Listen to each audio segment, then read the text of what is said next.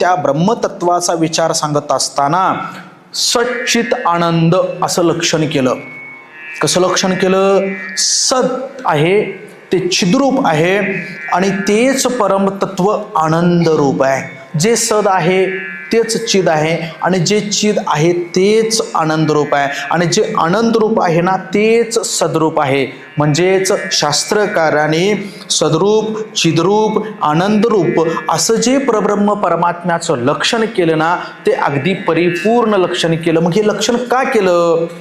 तर असद जड दुःख हे मायेचं स्वरूप आहे. त्या मायेच्या स्वरूपाच्या व्यावृत्ती करता शास्त्रकारांनी परब्रह्म परमात्म्याचं लक्षण करत असताना सदरूप, चिद्रूप आणि आनंदरूप असं लक्षण केलं. सद म्हणजे काय? सत म्हणजे काय? जो नेहमी असतो, सर्व ठिकाणी असतो, याचं नाव सत. याचं नाव सत. जो